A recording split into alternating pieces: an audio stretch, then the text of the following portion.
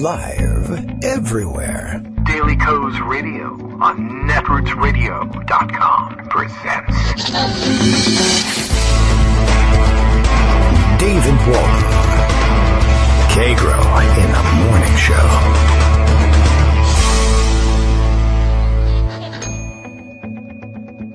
Now, here's David Waldman.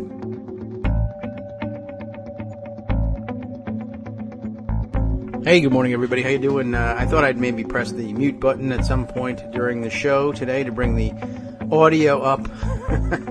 A little bit in disarray this morning. A bitter complaint of one of the new listeners, I guess, who got roped into listening to our Wednesday show, in which I thought we spent our time pretty well reading Swedish Jewfish's piece about, entitled We All Knew About the Trafficking, The Untold Story of Trump Model Management, Part 1. But I guess somebody who left a comment in the Morning Post that they did not appreciate the style of the show.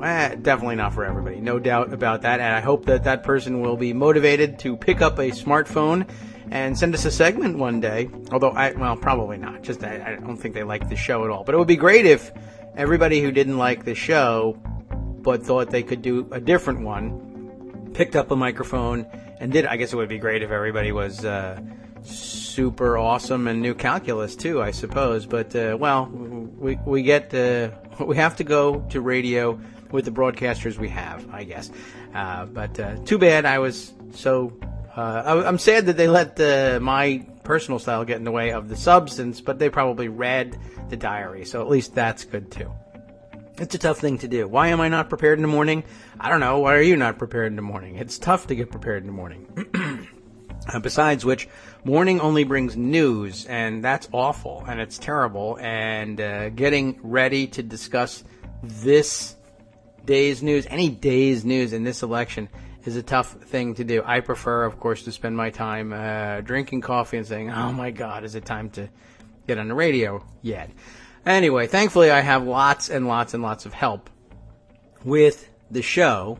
That is filling in content for the show. Greg Dworkin joins us each morning with his news roundup, without which I wouldn't have any idea what was really going on in this election. I would be focusing solely on the absurd. And, it's good to know what people are really thinking and what the polls are really saying. Because, of course, if you listen to Donald Trump, you'd have no idea about that. Also helping us out with the show today will be Josie Duffy Rice, who will join us sometime in the 10 o'clock hour and share her stories from the criminal justice front and really basically anything she feels like telling us about, because that's the way we are with our friends, our co-daily co-conspirators, I guess, if in the view of the of Trump world, our contributing writers, our contributing editors, our non-editing, non-contributing, non-anything people who decide to pick up their smartphones and just tell us, hey, this is what's on my mind. This is what's important to me. We've got a couple of those in the queue. We ought to see if we can catch up with some of those. In fact, some of you have taken to it with a tremendous enthusiasm, and I have a couple pieces stacked up. We got to find time to catch up with all these things. And I keep threatening to play Rosalind McGregor's piece on the 2018 gubernatorial election in Michigan. I think that should just become a standing joke for the rest of the show. Probably in 2019, 2020, I'll say we should get to that thing and see whether she predicted that correctly. I want to play that. There's just, as usual, too much insanity going on. The one thing I will bring you up to date on, because it's something we can drop on you and just have you go, that's terrible. News from Fluvanna County, Virginia.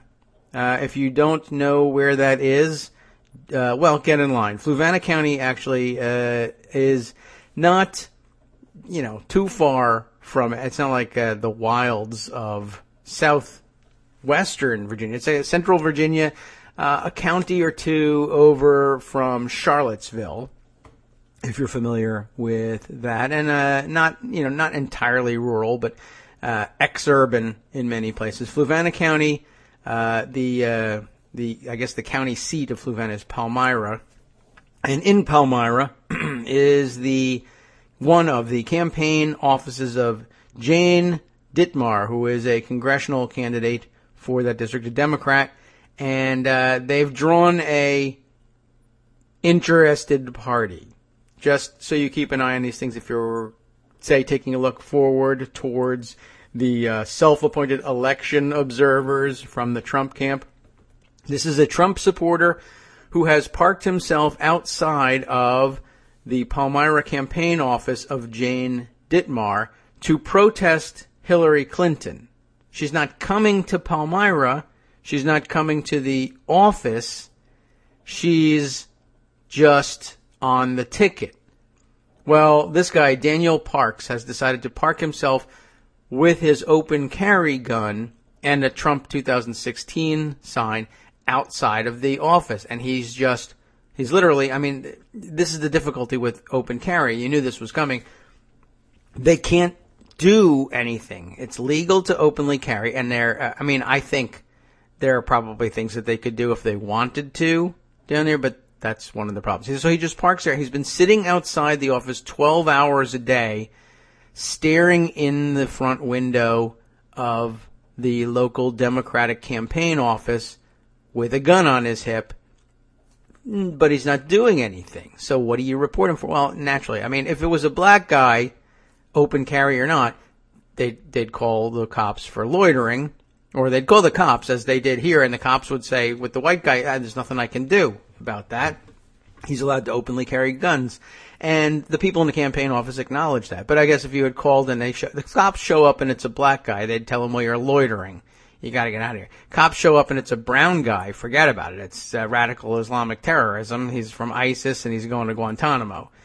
If he's dressed as a clown, he's going to be arrested. It's arguable that he is dressed as a clown, but prevailing community standards probably wouldn't recognize that. But he's just sort of pacing around with a gun. Meanwhile, a friend has come to join him, also carrying a gun. So white guys, A-OK, and not only is it patriotism, it's something you should bring a friend to. Do that outside of a polling station on Election Day, and, well, if you do it within 100 feet, you have a problem. But if you're at 101 feet, I guess there's nothing to it. Of course, if you were black and didn't have a gun but had a stick, you'd be a new Black Panther and a terrorist all over again. They should, if it wasn't so damaging to real people in this country, I mean, I was say it's ironically, you could probably call, if you called and you said the guy was Arab looking, the cops would come over immediately.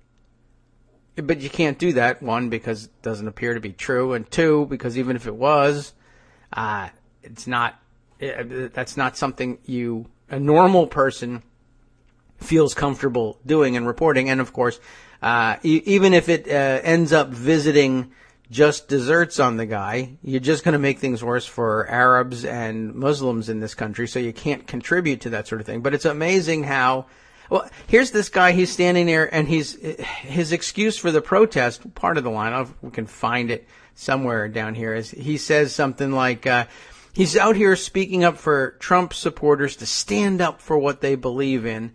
He says, I'm just trying to provide a voice for someone who might be a closet supporter of Trump. I don't think that's a hard thing to do, come out as a Trump supporter in Fluvanna County. But, it's not far from Charlottesville.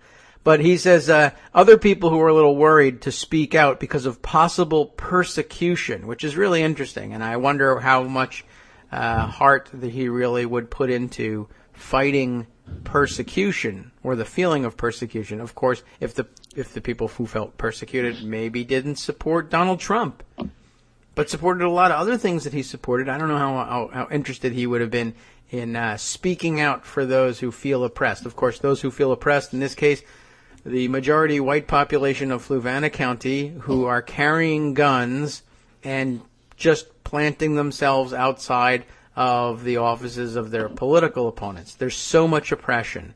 It's really terrible. The police can't decide how much oppression to bring down on this guy.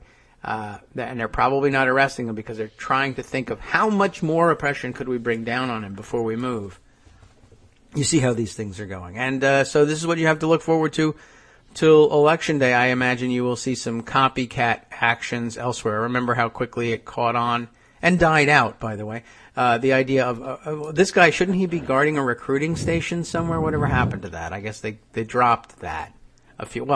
They shot themselves accidentally. So that's probably what moved them off of that issue. And maybe this will happen too. The guy stays young. He may shoot himself in the foot before it's all said and done.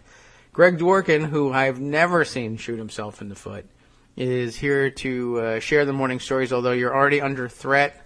Greg, Armando is listening and monitoring your actions. Possibly That's a feature, not a bug. Possibly with an open carry weapon. So a lot going on. And, I'm going to start with some polling before I get to some tweet storms and some really interesting stories. Okay. Because I think it's important that we all understand exactly where this election is going, and it's not hard to see why. A fascinating Fox News poll. Remember, Fox may be bogus, but their polling is, as good as anybody else's for a media polling firm. And they've got a new poll out, came out last night, with Clinton having a 7-point lead over Trump, which with 3 weeks to go looks pretty solid. But when you go and dig underneath, it's even more solid.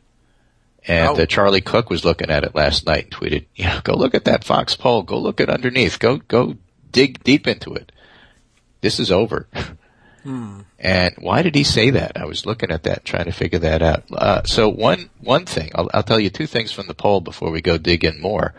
One of them was this great question: who do you think is a good role model for Clinton, for children? Oh, okay. Clinton, yes, 54, no, 43. Mm-hmm. Trump, yes, 20, no, 77. Yes, 20, no, 70. All right. Right. So when you get down to it and you get in the voting booth, whatever you tell the pollster, you're going to sit there and pull the lever, in a metaphorical sense. That's what we used to do when I was a kid, for a guy who you don't think is a good role model for children. I don't think that's going to happen.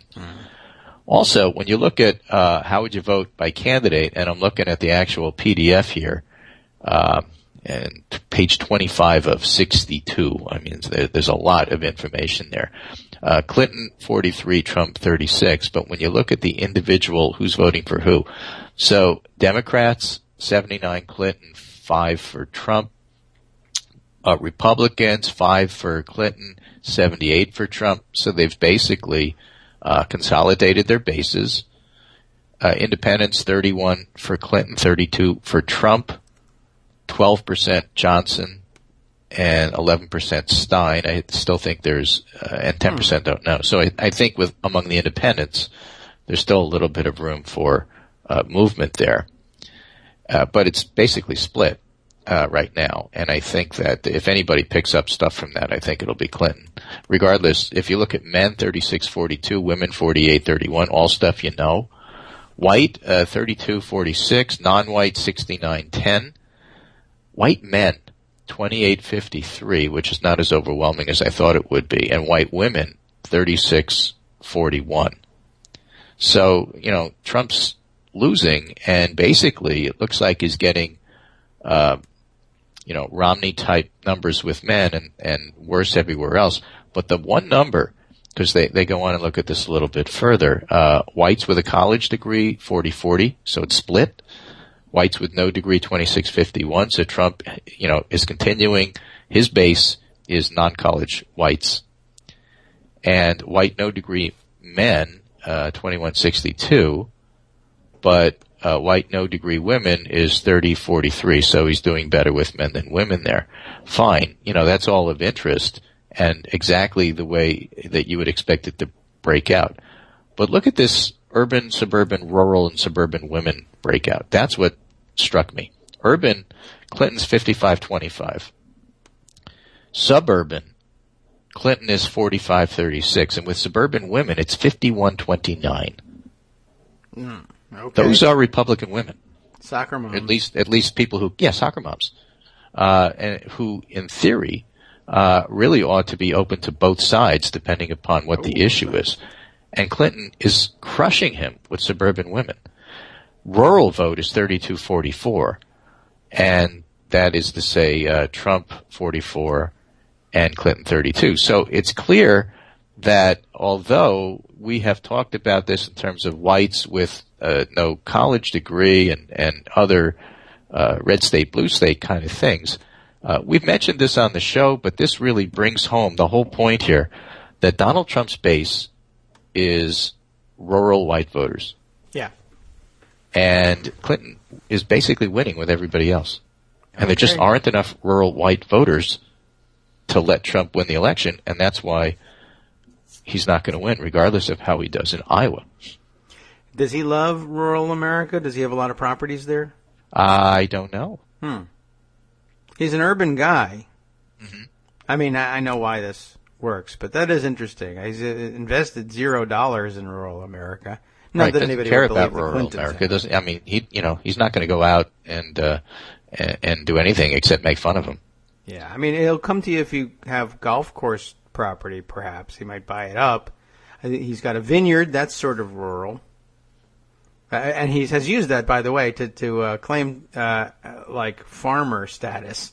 He bought a vineyard and gave it to his son, and it was like some old rich lady's vineyard. I'm just pointing that out. Who did it more or less as it was a passion of hers, but it was kind of like a hobby thing, and she spent most of her time.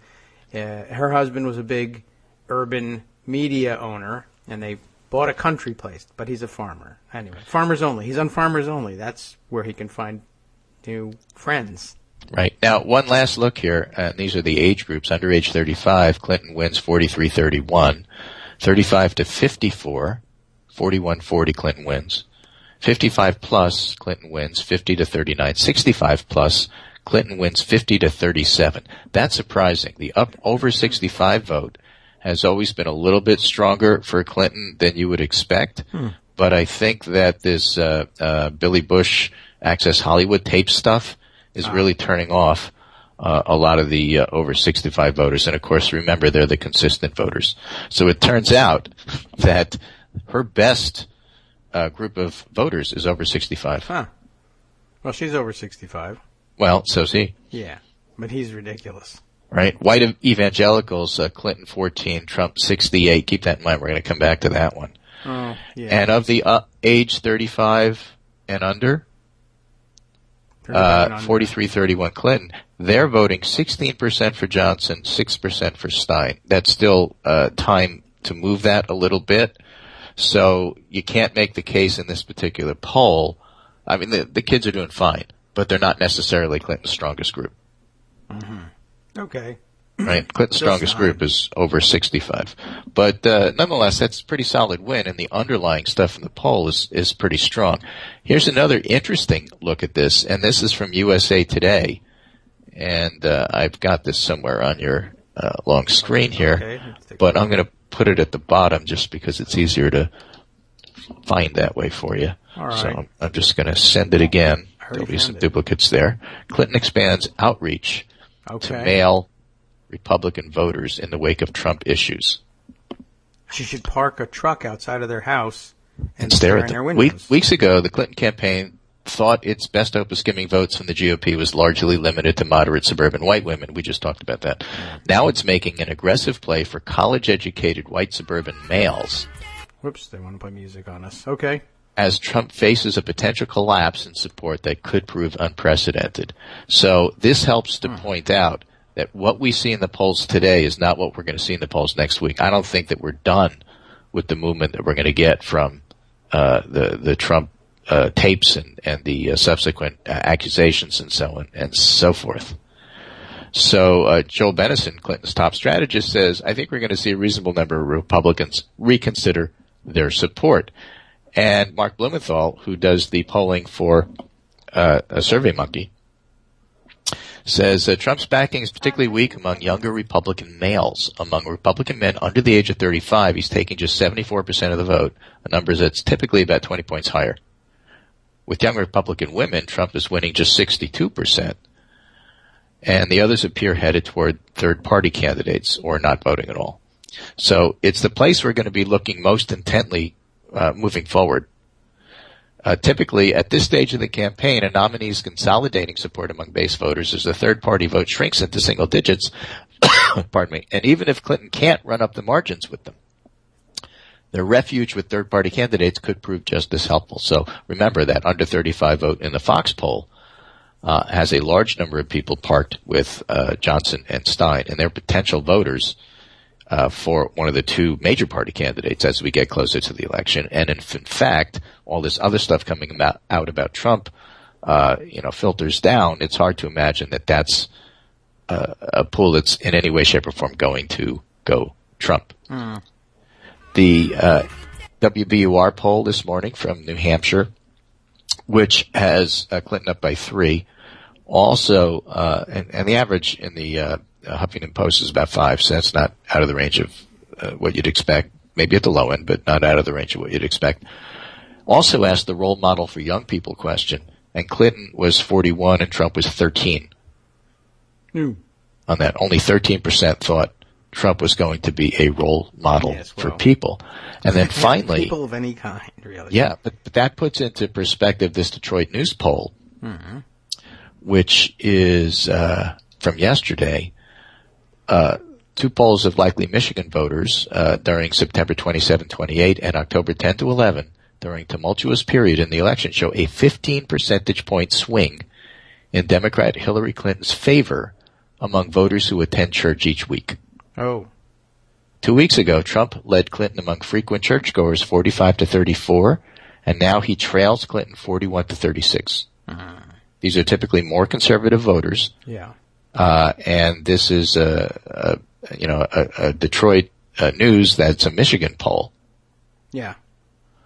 And that, all of a sudden, as the pollster says, represents a significant problem for Trump, who now trails Clinton by 12 points in a 4-way race. So there's a lot of stuff that's happening under the surface that, frankly, I don't think has shown up yet, that is still percolating. That's going to wind up working to Clinton's favor. So it looks like a relatively close race in the sense that it's now no longer 2012. It's now 2008. We're talking about a 7-some-odd point lead, 8-point lead in the Huffington Post average. But it could grow more. And if it hits 10, that's what people call a blowout. I'll take 9. Yeah. I mean, and, there's still room for those polls to change, but I think there's more room to change in Clinton's direction than there is in Trump's direction. Okay. Well, I don't disagree. I want to update people, by the way, on USA Today also has the breaking news. Obama lifts all restrictions on Cuban rum and cigars. Yeah, I saw that at the top of the screen. We should stop the show and just go get some. So I might. Although be careful when you do, because the other story is man interrupts bear sex, pays the price. I don't know what the price is exactly, but I'm not interested in buying, I think. There's a very funny graphic that The Economist has. Oh? They have a piece called The Debasing of American Politics. And again, I have enough pieces here for you. I'm going to put it at the bottom so you can find it easy. But it's just really cute. It's the Republican elephant. And it's got the usual trunk in front, the red, white, and blue Republican, a stylized elephant. Right. But the back end, Trump's profile. Is that Donald? I can't tell. It's got enormous hair and big lips. What is that? And then underneath are 2 little quotation marks. Yes. Which are stylized elephant poop. That's the best kind of elephant poop, if you ask me. Really cute. Yeah, and it's the debasing of American politics. John Healthy democracies depend on unwritten rules. The Republican nominee has trampled all over them. So that's really the setting for the 2 remarkable speeches that happened yesterday, one by Michelle Obama, the other by Barack Obama. If you're wondering if they're related, they do live in the same house. And each one of them was just an incredible example of rhetoric in the finest sense.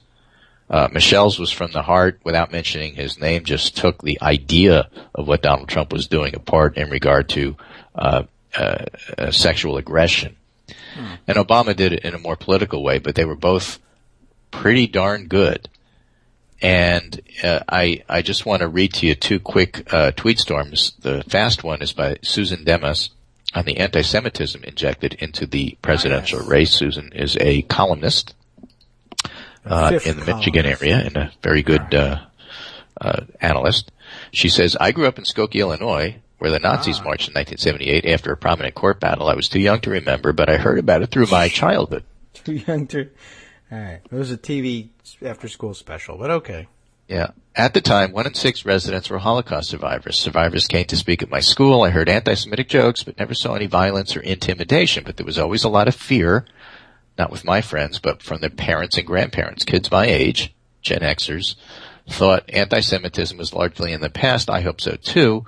But this presidential campaign has shown otherwise. Jews and people who, I guess, look Jewish are bombarded with online hate speech, what we call frog Twitter, right? Some people downplayed Trump retweeting Hillary with the Star of David calling her corrupt, but listen to the speech Thursday. It'll chill you to the bone. It is straight up Elders of Zion propaganda. That's Trump's speech from yesterday. We talked about Clinton colluding with international banksters. Yes. Right? You could have put all of that in 3 parentheses. Because, as Susan points out, it's straight-up Elders of Zion propaganda. It's what you read in history books and shake your head. I said a long time ago, in homage to Molly Ivins, Trump's convention speech was better in the original German. Yes. And think, at least we'll never fall for that again. But it's here, it's explicit, it's frightening, and not just because my daughter has been raised Jewish and Christian, because the promise of America is progress. Everyone deserves this. We're better than this. We are. And it's basically what Michelle said. And also what Barack said. And it's all true. Yes. And people are talking about Michelle's speech as resonating and going to be repeated over and over and over between now and the election and beyond. And it should. It's an incredible speech for a first lady, for anybody. And it does resonate. Now, this one is from Mac Makowiak, who is a Republican operative, never Trumper, from Texas. And this one is on sexual abuse, Donald Trump, and real men. He says, most men have a blind spot for the issue of sexual abuse. It can be intentional, but typically it's simply experiential. The Access Hollywood tape revelation from 1 week ago, the debate, and then 12 women accusers stepping forward has roiled the campaign. Perhaps, and by the way, they're still in a crisis mode. Perhaps the single most repellent part of this episode has been the knee-jerk reaction to attack Trump's accusers. This is vile. But more than that, it demonstrates the moral bankruptcy of the Trump candidacy. Consider this. On Sunday, Trump sharply criticized Hillary for attacking sexual abuse accusers, and on Wednesday, his campaign attacked his own accusers. Yes. Trumpers and radio hosts like Rush became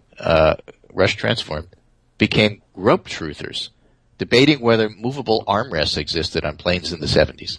Yes, right. The technology to grope that woman did not exist. Yeah, that was Katrina Pearson mostly. But let's talk for a minute about victims of sexual abuse. I'm no expert, but I know enough through work and nonprofit experience. I've helped a fabulous DC-based dating violence nonprofit, Becky's Fund, a little over the years. Dating violence is a very real thing. I've worked in Alaska, and this is a Republican guy, remember. I've worked in Alaska on the Choose Respect effort, which was courageously led by Sean Parnell, to combat their sexual abuse epidemic. Last year, I came to know rape victim at Baylor, not part of the football story, but who was badly failed by the Title IX office and Starr, Ken Starr. Victims often do not report the crime because they know the person that did it or are afraid they won't be believed or the trauma is too much. Failing to report a crime does not mean a crime did not occur. Choosing to report a crime is up to the victim. That's their choice. I'm not naive enough to believe that every sexual abuse victim is 100% truthful. Law enforcement and judicial system determine that. Regarding Trump, law enforcement and judicial system are not involved. Perhaps Katie Johnson's rape allegation will now be covered. That's the was 13-year-old at the time, I think. That's percolating and supposed to have a hearing in December. Oh, I didn't think they had a name to that. Okay. News outlets have their own burden of proof and journalistic standards. False reporting opens them up to financial liability. But the important thing to understand is that Trump's denial to Anderson Cooper, re-victimized every woman he's ever abused, so they came forward. Yeah. Their strength in numbers. Katie Johnson alleged rape in the media blackout all year was deafening. The world has changed since then. Imagine being 22 in 1975 and Trump groped you. What options do you really have? Cultural mores were different. He had money and power. Things are different now. These things are taken much more seriously from a law enforcement, judicial, and mass communications perspective. Let me end with this message to women, especially any woman who has been abused. Real men don't do this. Real men do exist. Find them. Set high standards for what you expect and don't accept less. Get out of any abusive relationship. Whatever it takes, people will help. Trump allegations are very serious. Joking about them or reflexively attacking these women is evil and vile. We must hold abusers accountable. And tweet storm. Wow. Pretty good, and I think pretty on point. And again, there are Republicans who feel this way. And, this is a common cause finding, and these people are not voting for Donald Trump. No, I should imagine not.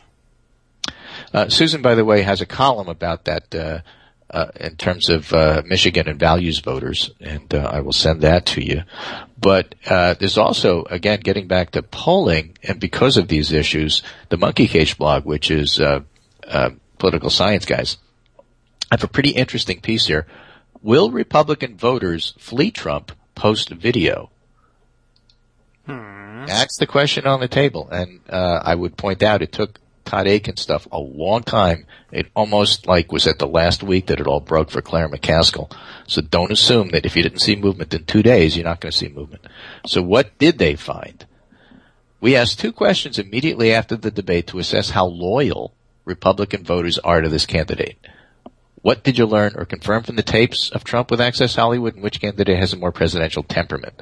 And before we get to those 2, because we know what the temperament question's going to be. I have the best temperament. The best, the biggest, the most huge, classy temperament. The reason that we're focusing on, quote, loyal Republicans, end quote, maybe that does deserve scare quotes, yes, is because Democrats have already decided no Trump. Independents are really one party or the other. There really aren't that many undecided voters. And so going after undecided voters at this late date is kind of a waste of time. Undecided voters who still can't decide probably aren't going to vote at all. Even Ken Bone. And again, the thing about Ken Bone, as I understand it, his words, is he's a coal guy. He works for the coal industry. And so he figures Donald Trump is to his economic best interest, but everything else about him is to the country's best interest to reject him. And that's why he's juggling it, he says. He's having a hard time. He knows that it would be, for me, better to vote for Trump, but I can't find myself doing that, and that's why I'm undecided. You could get another job. Well, maybe. I mean, it might happen anyway, but you could do something about it, too. Like if you were sexually abused. That's not an unreasonable, where do my interests stand kind of decision to make. That's actually fairly reasonable. Yeah, I guess. I mean, unless your job is murder. It's much more reasonable than I'm voting for Trump because he's going to make America great again. Yeah. Or it might. Well, what does that mean? What are his policies? I don't know. He just says so. Yeah, I mean, it's a thing, and people have economic self-interest, to be sure. People vote their pocketbooks. People vote their wallets. That's not at all unreasonable. Well, I'm just sort of thinking about that. I'm struck by how swiftly Trump and at least his immediate family members moved to the idea that if you are sexually harassed at your job, you should quit that. But if your job is, like I said, murdering the planet, and somebody might be good for it, but otherwise is probably and stick with it because, portends the death of the nation. Okay, you have to change. Yeah, right. If you're sexually harassed, quit. If you're killing the planet, stay where you are. Job is a job, And I mean, it doesn't look like he's mining the coal. I mean, I think he's white collar, red collar, I guess that sweater. But it looks like he's a white-collar guy. I mean... So here's the part Armando's going to argue about. Yeah, okay. And that is, to me, if you're looking at a true landslide, or if you're looking at a collapse in your voting numbers, what you are really saying is that your own party has decided not to support you as much as the other party is supporting their candidate. Okay. That's what this is all about. And that's why trying to assess how loyal Republican voters are doing is so important. So what did you learn confirmed from the tapes of Trump with Access Hollywood? Which candidate has the most presidential temperament?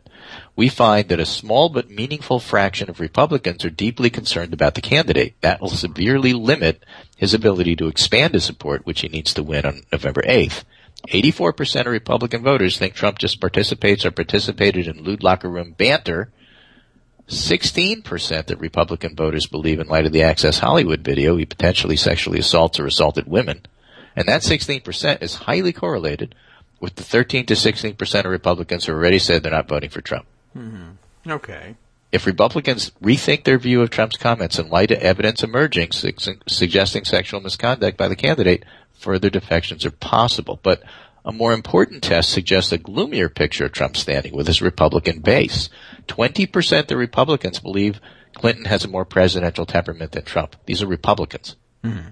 That's sizably higher than the 13% who said so after the first debate. Okay. Even So though that in the he first didn't debate he said have he had the best temperament. The best temperament went from 13 to 20.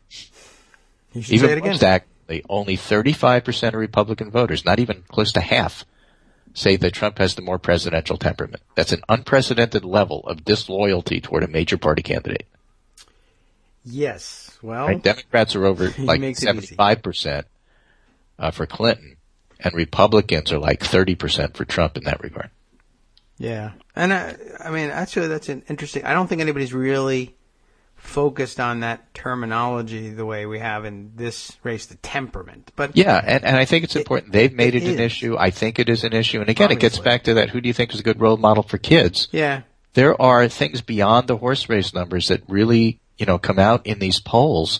Who do you think is going to win? Even the LA Times poll is sharply breaking for Clinton right now, even as the LA Times poll itself is merely tied. That'll change in coming days. That's telling us that Clinton's going to pick up points there. Who has the better temperament? Who's a better role model for kids?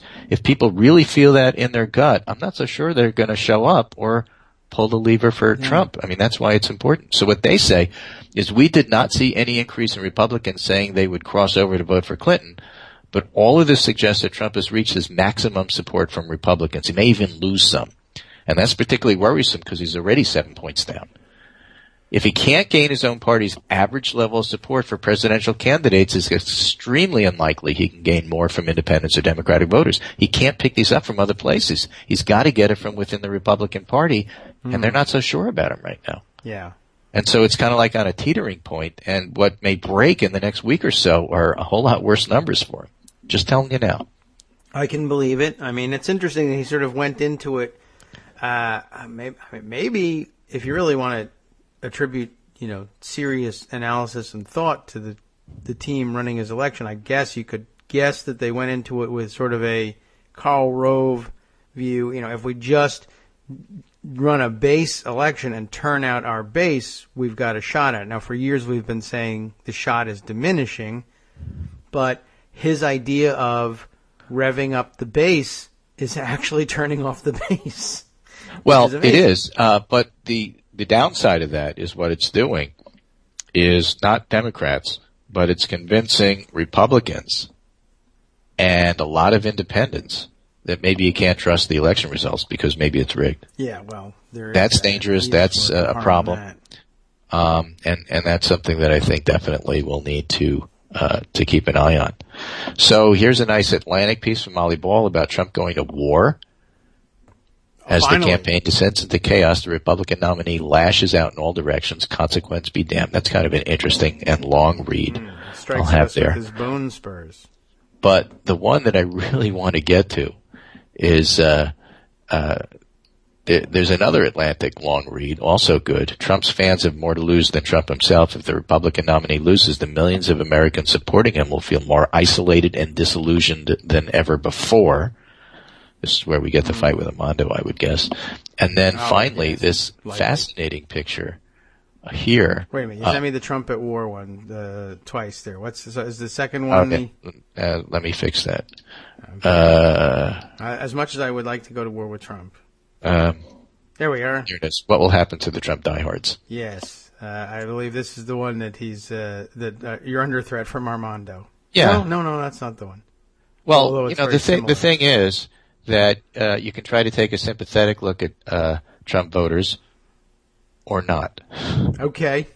Right? And that's where a lot of this stuff here. The rest of the show is not. The humor magazine Cracked. Yes. They That's have this weird. Fascinating piece by Dave Wong, one of the editors, about Trump voters. And it's a little bit risque. Sure. Although I got to tell you, the first line of this Atlantic piece needs some censoring. But okay, Yeah, I suppose. It's called How Half of T-shirts. America Lost Its Effing Mind.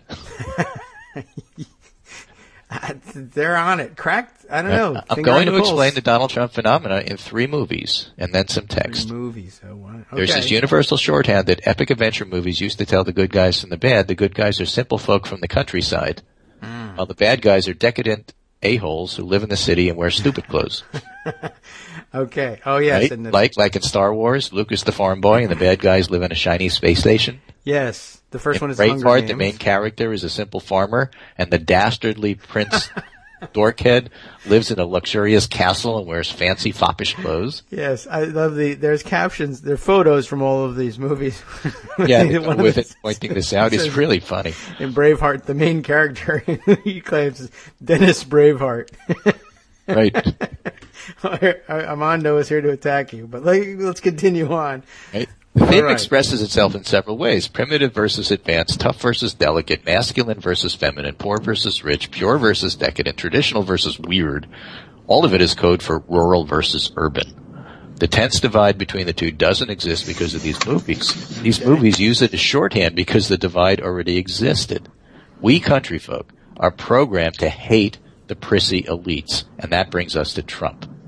It's not about red blue, it's about country versus city. We pointed that out in the Fox poll. Yes, FarmersOnly.com not relieving this pressure, apparently. Right. And so he's got a nice map here. If you want to understand the Trump phenomena, dig up the much more detailed county map. And if you look by county, it's basically a red country with slivers of blue that go out, to the coasts. Yes. And so this is this coastal sort of thing. Armando, I'm going to send you this URL just so you could take a look. And I'm not the rural urban thing. I'm not objecting to. right, see, but the whole concept here is sympathy for Trump voters, Okay. and that's what you will object to. Okay, well, I'll object to that. I thought you were going to go Chris Arnade, who I deeply object to. Right, and it's sort of a variation on the same it's theme. not far off. It's a little economic anxiety meets racism, and where does it stand? So. David Wong is taking the same idea as Chris does, but in a slightly different direction. He says, blue islands in an ocean of red. The cities are less than 4% of the landmass, but 62% of the population and 99% of popular culture. Our movies, shows, songs, and news all radiate out from these blue states, and if you live in the red parts, that frickin' sucks. Mm-hmm. You see, he's from a blue state, Illinois, but the state isn't blue. Chicago is blue. He's from a tiny town in one of those blood red areas, and as a kid visiting Chicago was like, some weird person visiting the Capitol. And he's using these movies to talk about, a city of the future where their ways are strange. And the whole world revolves around them. So he's talking about rural resentment of cultural elites in cities. And that's what Trump is tapping into. Yeah. And it's just a really interesting, point of view. Every TV show, he says, is about L.A. or New York, maybe some Chicago or Baltimore. When they make a show about us, we're jokes. You can tell how old he is. It's either wide-eyed, naive fluffballs like Parks and Rec, and before that, Newhart, or filthy, murderous mutants like True Detective, and maybe even Deliverance. And you could feel the arrogance from hundreds of miles away. I read that, and I think Green Acres. But And that's how old I am. and Beverly Hillbillies, which Beverly made the heroes were the country folk. Right. Well, they were much smarter. Right. We like that. But Green Acres was the city slicker get, taken by the country folk because the city slickers are dumb. Yep. Right. So it used to be that the country people were the stars, just like in Braveheart. But lately, what emanates out of L.A. and New York it's the city guys who are the smart people, and that's part of the reason all this resentment here. Nothing outside the city matters, they say at their cocktail parties, blissfully unaware of where their food is grown. Remember when Hurricane Katrina hit New Orleans? Kind of weird that a big hurricane hundreds of miles across managed to snipe one city and avoid everything else, but you'd barely hear about how the storm utterly steamrolled rural Mississippi, killing 238 people and doing $125 billion in damage. But who cares about those people? What's newsworthy about a bunch of toothless hillbillies crying over a flattened trailer? New Orleans. Where did 238 is culturally people important. die? Rural Mississippi. Yeah. Oh, during Katrina. Okay. Yeah. Yeah. To those ignored suffering people, Donald Trump is a brick chucked through the window of the elites. Are you a-holes listening now? And then he goes on to make the point that city people are from a different planet, that trends always start in the city, not all of them are good. And what else does he say here? He says quite a lot. One of my newspaper friends who I sent the article to said, this guy needs an editor. It's way too long. The rural areas have been beaten, he says. Everybody lashes out when they don't have a voice. And finally, the a-holes are the heroes. Okay. Well, their hero because they go is and the say city Trump is a-hole, objectively we already had this war. a piece of crap, you say. He insults people, he objectifies women, and cheats whenever possible. He's not even every man. He's a smart, arrogant, billionaire. Hold on a second, I'm going to have to fix this. Wow.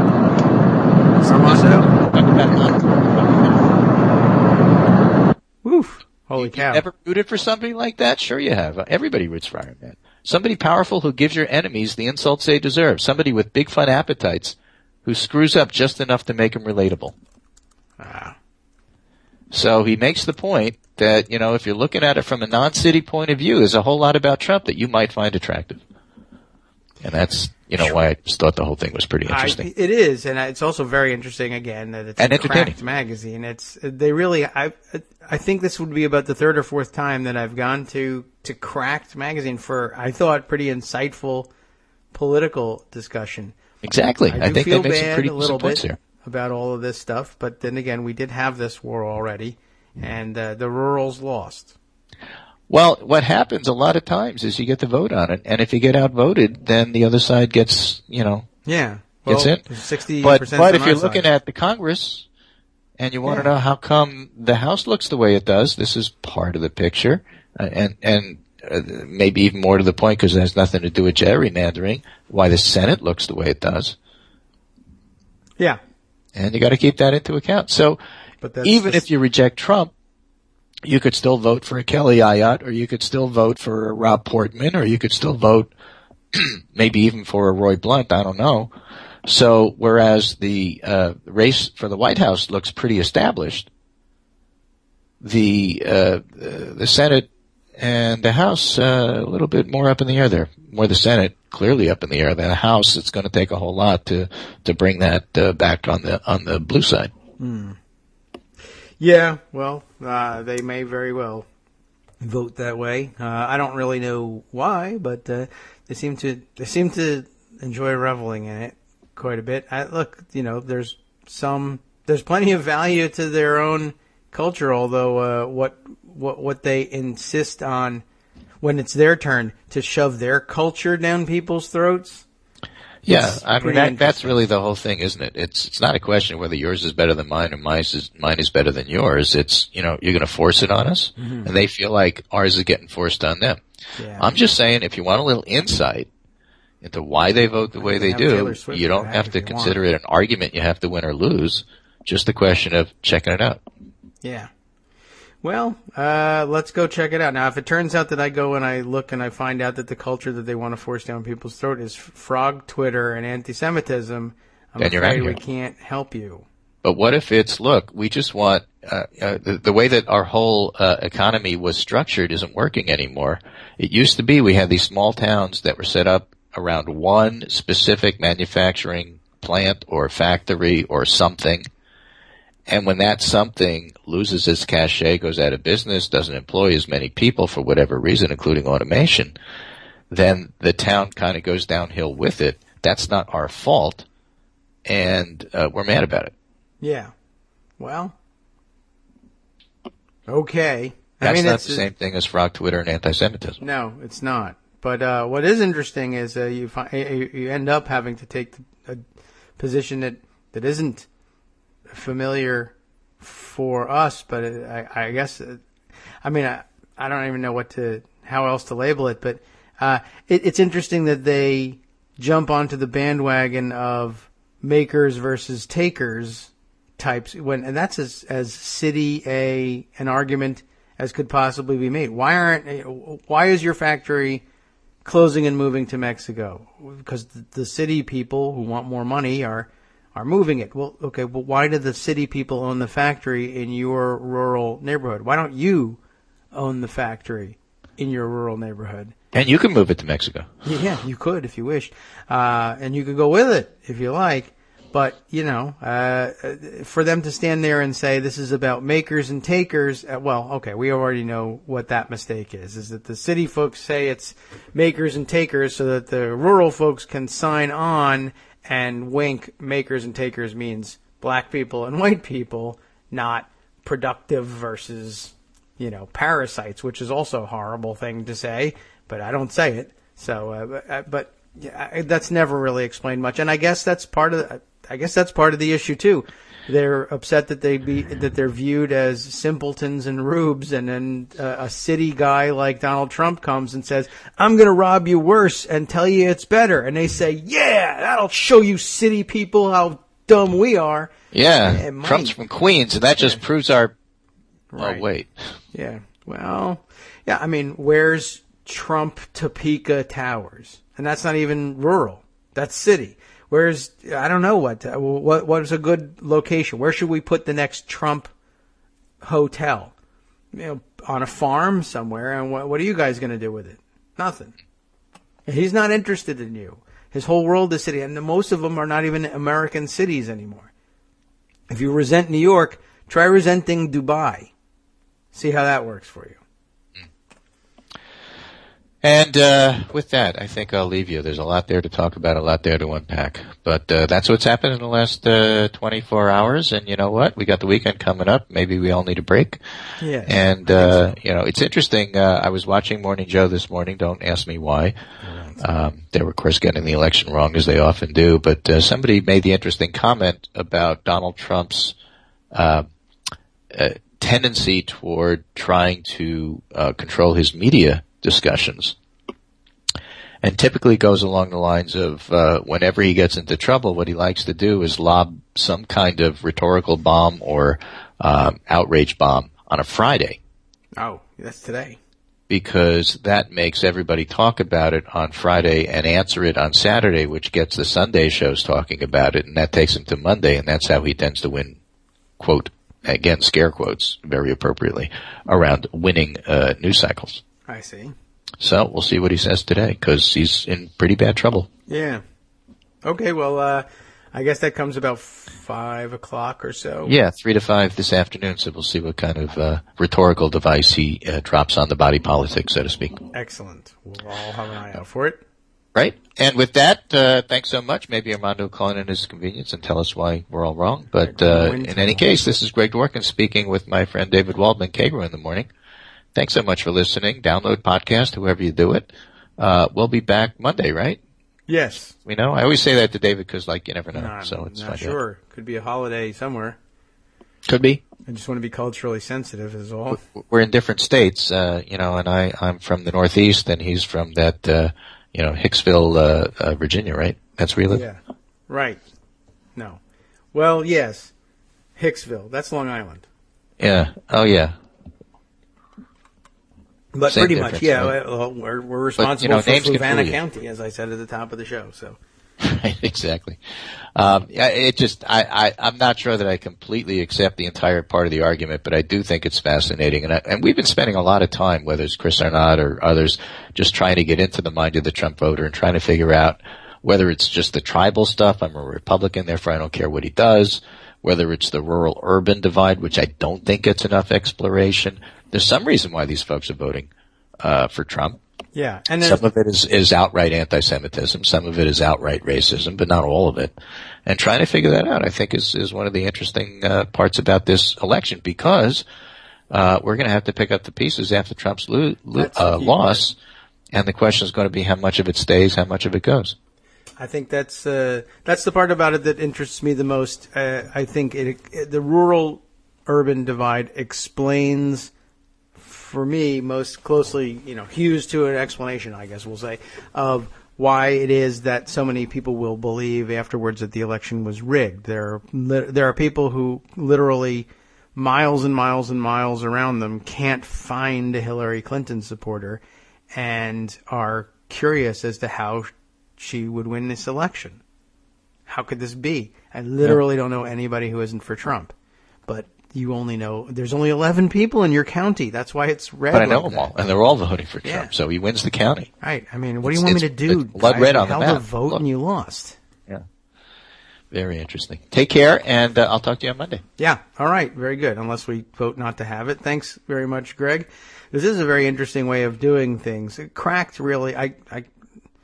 I am always surprised every time they come up with a good one, and I don't know when I'm going to just accept that occasionally good writers do take a comedic approach and will do it in Cracked. But pretty good, and good points made here, as always. Or else, I mean, I'm sure there's a lot of crap in Cracked that we don't read. So the fact that we sorted it out for you, I think, is indicative of let's say how often they do this in Cracked. But this is a couple of times. And they make this, it is a great point here, particularly about, say, Hurricane Katrina, right?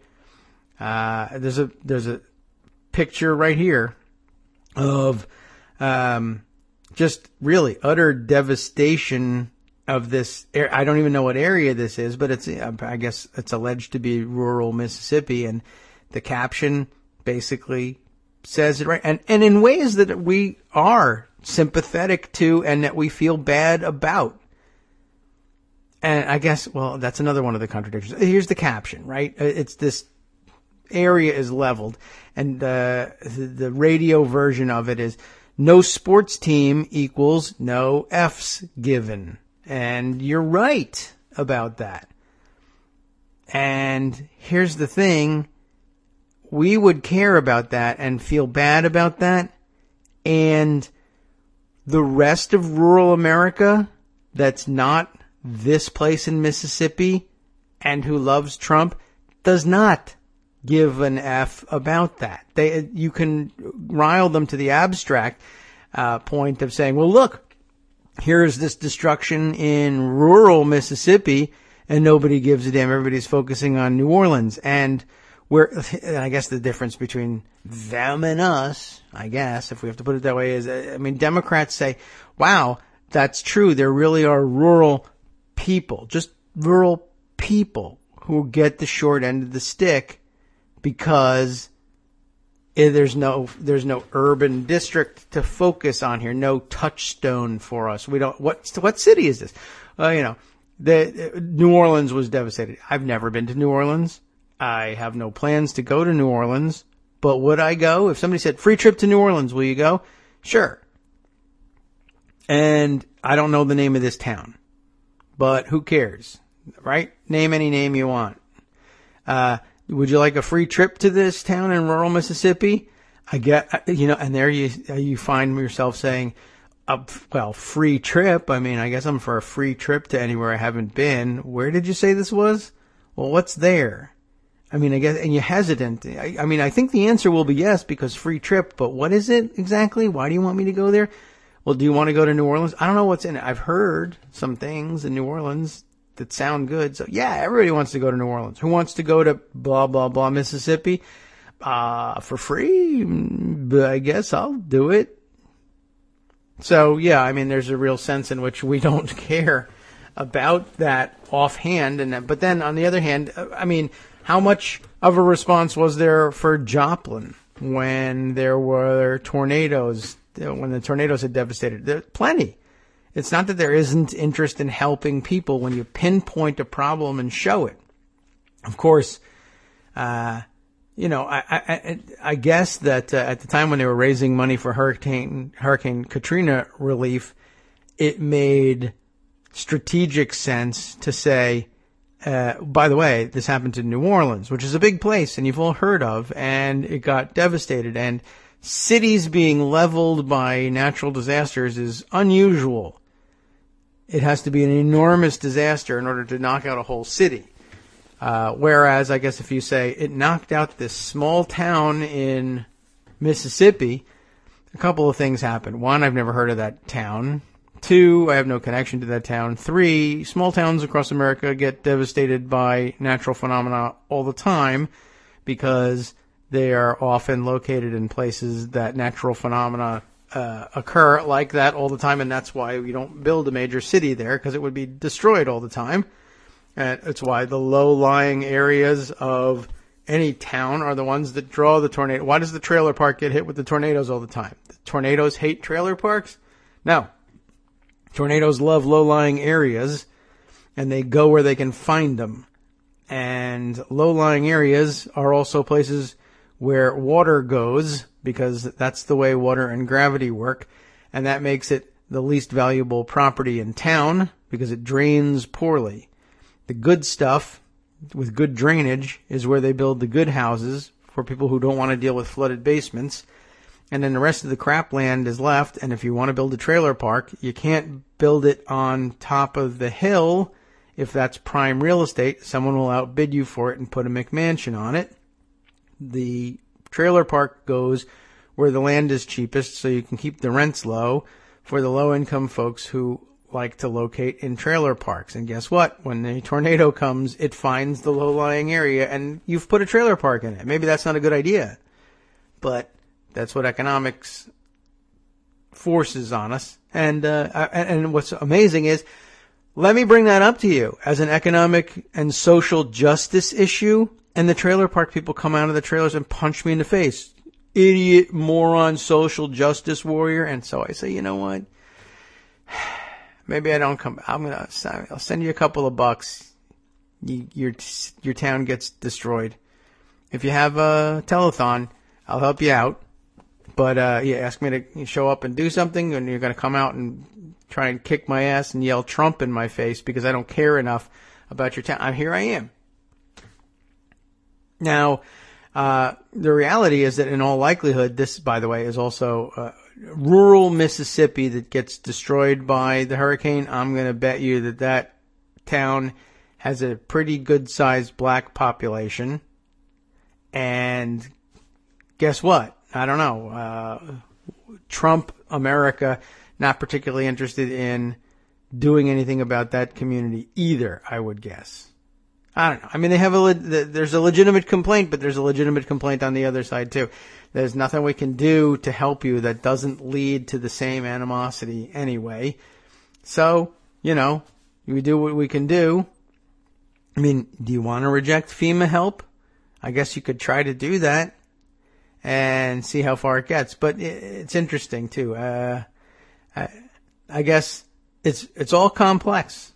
And you're not going to settle it this way. But you raise a good point that there's a lack of interest in rural affairs, but there's a split in rural America too, between black rural America and white rural America. And the white rural Americans think that the only rural America that deserves attention and is underserved by cityfied America is white rural America. And that doesn't make any goddamn sense either. So, all right. With that out of the way,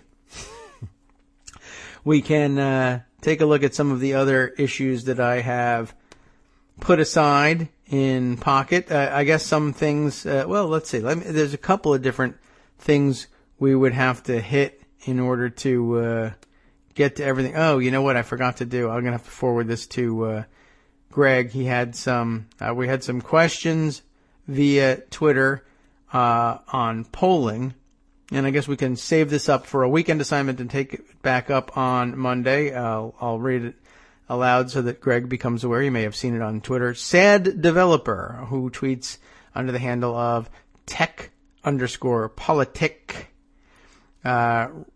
wrote to Greg and I a request for analysis from my two favorites, he said. And believe it or not, we are those two favorites on the LA Times poll. So we'll dig that up, and he sent us a very fascinating looking chart with the headline from the New York Times, how one 19-year-old Illinois man is distorting national polling averages.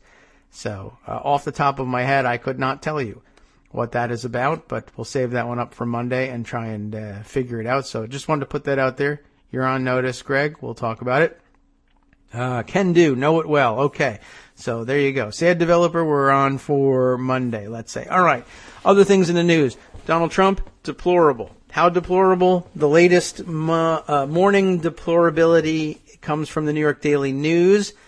Donald Trump may have lied about donating to 9/11 charities. How about that? And by the way, in case you were wondering, many of us now, having all familiarized ourselves with the work of David Farenthold, said, oh, you mean he said he gave lots of money personally, but instead he gave lots of money from his foundation? Remember, this is 9/11 2001 we're talking about, and the Donald Trump Foundation was not nearly as active as it later became when he found out he could use other people's money for it. But no, it's actually worse than that. Cameron Joseph is the writer at the Daily News.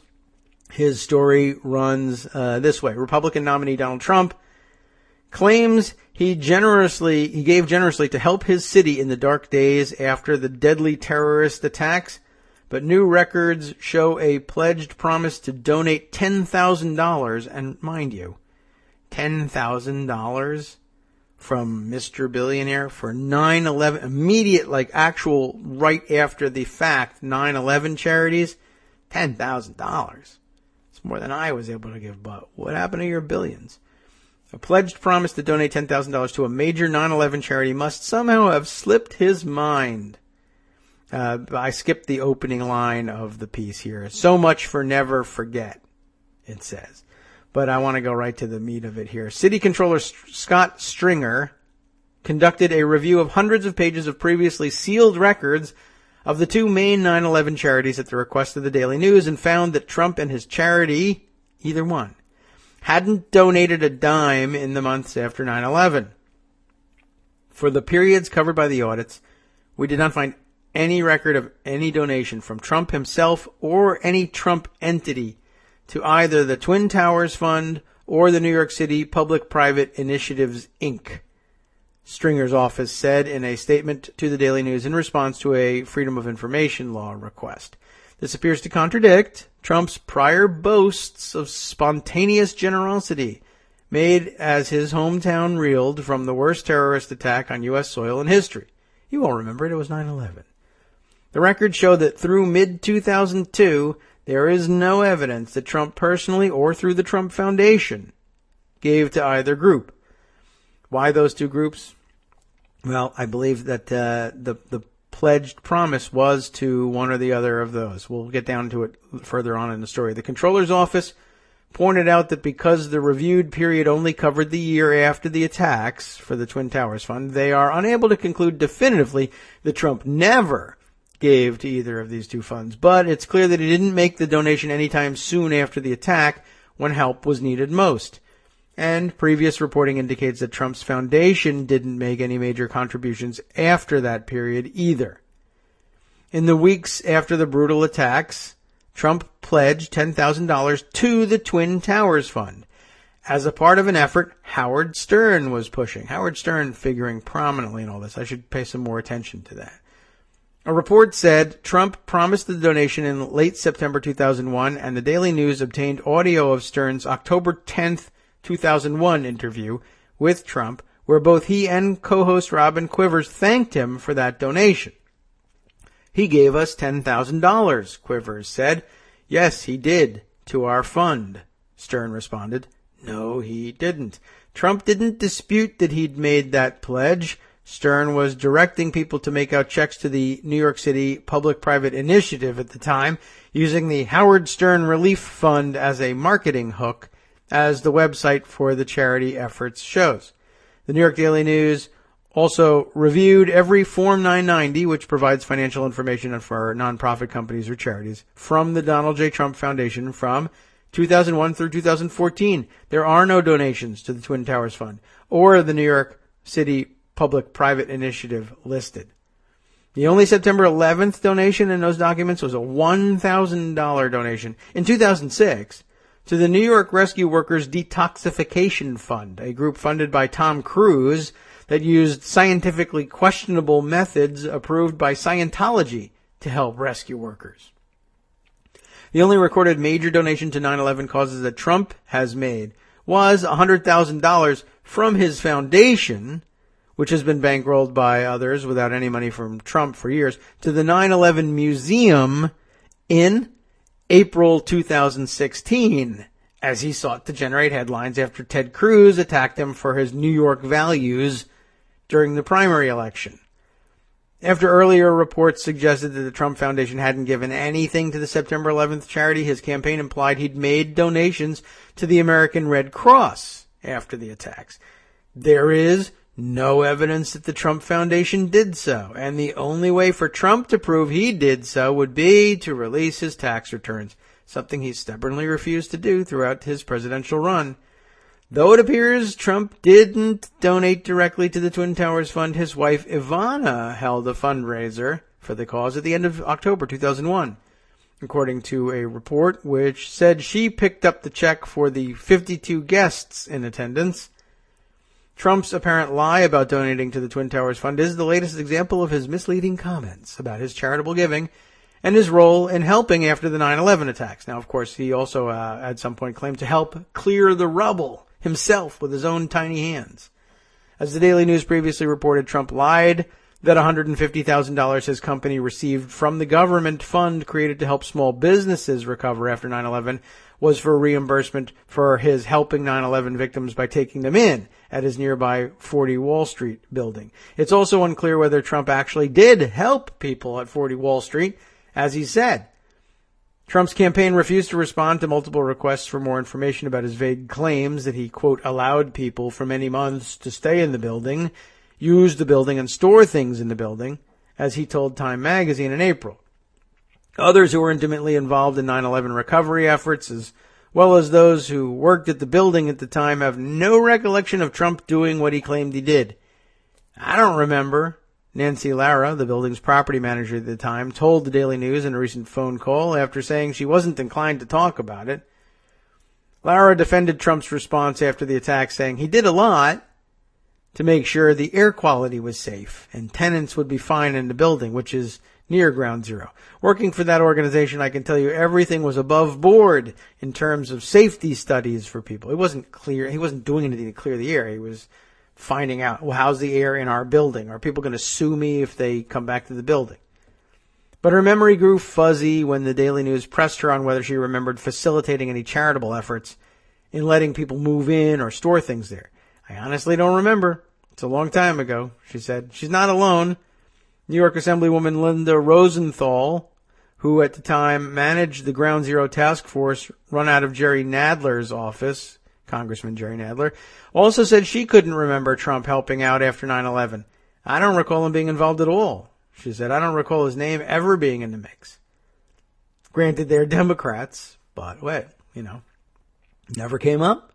Trump's campaign didn't respond to repeated requests for information on the claimed charitable donations or evidence that he'd helped out at 40 Wall Street, besides a question from spokeswoman Hope Hicks about whether his pledge was made. I don't believe he ever made the pledge, said Hope Hicks, basically. It's not a quote here. So how does she do it, though? I don't know what she said. I'm making up a quote for her. But that's the gist of it. She had a question. I asked you a question, Hope. Well, I have a question for you. Are you sure he pledged anything? Well, if he didn't, he's a jerk. Oh. Well, but he's not a liar.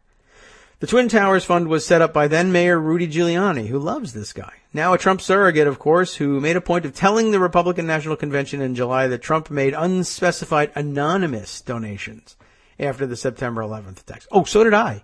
Me too. All those billions of dollars were mine. I just wanted to be anonymous. Every time New York City suffered a tragedy, Donald Trump was there to help, Giuliani said. He's not going to like my telling you this, but he did it anonymously. A spokesman for the Comptroller's office said told the Daily News that the office did not find any anonymous donations in its review of the earlier audit. So that's a lie, too. By the way, when was the last time Donald Trump did anything anonymously? Giuliani has since repeatedly attacked Hillary Clinton for not doing enough to help in the response. Of course, the other day he said, she wasn't even there. I was there that day. I don't remember seeing Hillary Clinton, Giuliani said Wednesday as he introduced Trump at the rally. Don't tell me you belong to our very, very tight group of Never Forget. Photo evidence of Giuliani standing next to Clinton at Ground Zero quickly emerged. The Twin Towers Fund was supposed to go toward the families of the first responders, including firefighters, cops, and EMTs who died that day. Tax records show the Trump Foundation claimed to have distributed $316,000 in 2001 and $383,000 in 2002. But the Daily Beast and the Smoking Gun have previously reported that Foundation records show none of that went to September 11th charities. Records of the Twin Towers Fund and the New York City Public-Private Initiative have to date remained sealed, however, so it wasn't clear if Trump himself might have donated. Stringer's audit for the first time clears that up, revealing that through mid-2002, no Trump-related donation went to either of the biggest September 11th charities, period. So, methodological wrap-up here. The finding is based on the work papers contained in a city controller audit of the two charities made back in 2003. Stringer's team looked to see if a Trump check showed up in those papers following the Freedom of Information law requests from the Daily News and other news outlets. Stringer, who has endorsed Trump's rival Hillary Clinton, had his staff review all the records of the two charities for the first filing period after the attacks. He found no Trump donations to the Twin Towers Fund from the day after the attack through August 31st, 2002. And nothing to the other one, public-private initiatives, through June 30th, 2002. Those who worked hard to help the city recover after the attacks were furious with the latest revelations. This is another indication that Trump doesn't have New York or American values helping those in need, said Catherine McVeigh Hughes, a Lower Manhattan community organizer who helped rebuild the neighborhood and currently chairs Community Board 1. Many Americans and people throughout the world with much fewer resources came through and responded and were generous with their resources, their time, even their own health. And it still didn't work out. Oops, I've just seen the call come in from Josie and happened to have missed it. Let's try that again and see if we can't connect. And I will shift the focus of the show, properly so, I think, at the end of the week, to Josie and her stories. It's just so that you're properly edified for the weekend and not fed a steady diet of Donald Trump and nothing else. Okay, so she's getting prepared and set back at her place and almost ready. I guess it was a premature call there. I thought, oh no, I messed something up here. But I guess she just needs a brief pause. By the way, this reminded me that I do have a story in here somewhere about Howard Stern's role in this election. And last time I brought it up, I also didn't get around to reading it, but I had wondered, Howard Stern's kind of an oddball guy. Is he somehow still, through all of this, a Donald Trump supporter? Greg had sent me a message at the time via the Skype back channels that no, he's pretty clearly in the Hillary Clinton camp and has said as much.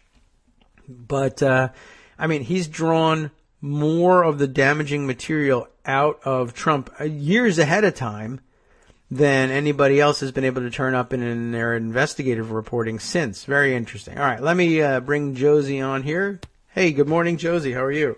Good. How are you? Can you hear me? Yes, I can. Everything seems to be working properly. Josie Duffy Rice joining us, everybody, for another Friday wrap-up. I've been promising people that we might get a chance to get off of Donald Trump just for a little while, although you're free to by all means, take your shots at him.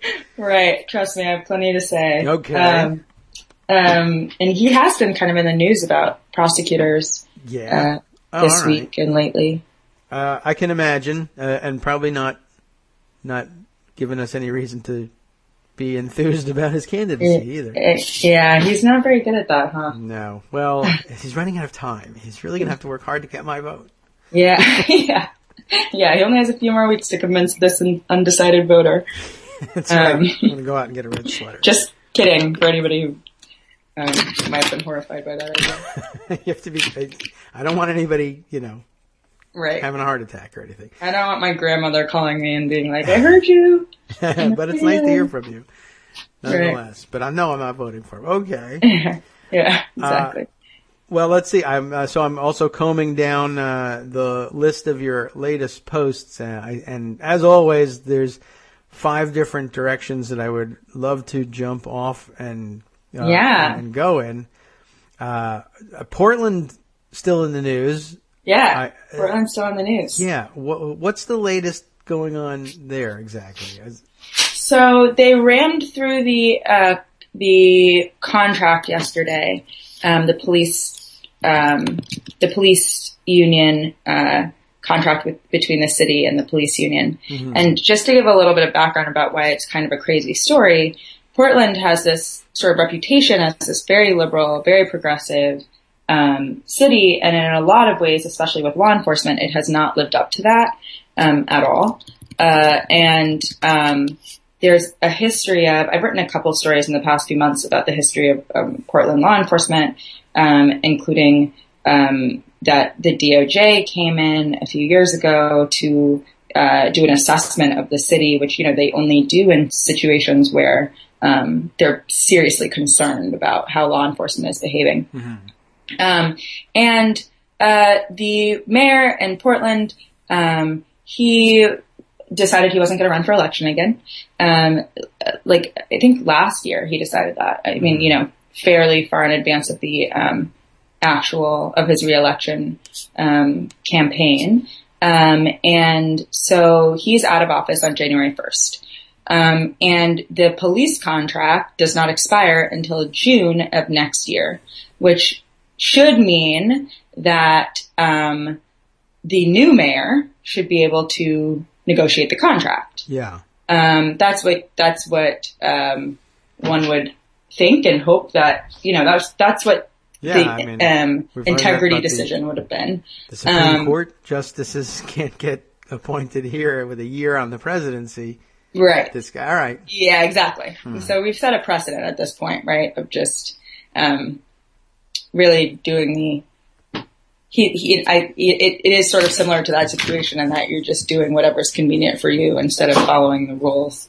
Although it's the opposite, but yeah, well, it's the same sort of idea. You're getting way out ahead of that. It's always good to don't wait till the last minute to negotiate contracts, I guess. Right. But. So, basically he negotiated a contract without the city council having a say in it, without the community having a say in it, that allows police to view body camera footage before filing police reports. There is a exception to this rule, and that's if fatal force has been used. So if a police officer kills someone, they do not actually get to watch the body camera footage before they file the report. But in general, this is a really bad practice, right? It gives police the opportunity to look at a recording of something happening before they file a report, which means their report will always be they'll always know what they're up against if there's any sort of suspicion of misconduct. Normally, historically, the idea has been that police fill out a police report and then an outside party can view the footage. But in this case, they can view the footage and then fill out their police report. I think the community is extremely upset about this for a number of reasons, including that that's not how jobs are done, right? It's a weird protection, and it's in a history of weird protections in Portland. There used to be a 48-hour rule there that they've now gotten rid of that was said that if something happens, there's a question about police behavior, misconduct, brutality, etc. You have 48 hours before you have to go into questioning, which I'm sure you can imagine is not what normal people get. Right. And so, I think the sentiment, and I've talked to a couple of people in Portland, defense attorneys, and I've gotten some messages from community groups there. The general sentiment is that the city does not value what's best for citizens. They don't get citizen input. The mayor there really doesn't care because he's out of office anyway. So it's been quite a couple of weeks in Portland. And I think there's a lot of distrust in not only law enforcement, but the mayor as well at this point. Yeah, that's an interesting controversy. I guess you could certainly make an argument.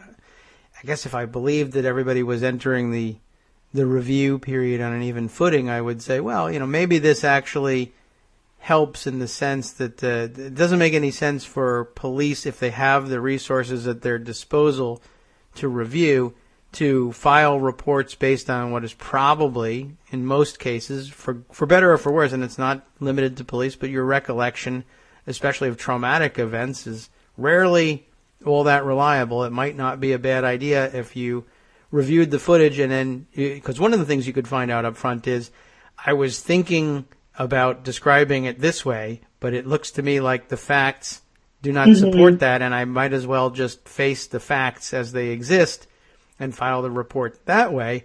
But then I guess that footage is, for instance, not available to somebody who says, I'm considering filing an excessive use of force complaint. I would like to review the footage so that I don't make a frivolous complaint. Can I have a look? And they say, no, get out of here. Right. And I think that, if it's used in good faith, which I assume that it generally would be, because I think that generally, I think that, not every interaction with police is always rooted in a lie. But that being said, I think the fear here is that often when something does go wrong, the only way that people really become suspicious of that is because police story, law enforcement stories don't add up. And so, if, for example, I'm a police officer and I'm, shoot someone who's unarmed and I say, well, they were threatening me and the police footage shows that they weren't threatening me, that gives other authorities that's kind of an impetus for them to investigate further, or should be. But if I get to see the police footage first, I can say, he was threatening me before I turned the police camera on, or he was threatening me off camera, or his friend was there and he was threatening me. And you can kind of shape your story, right? To fit what you see.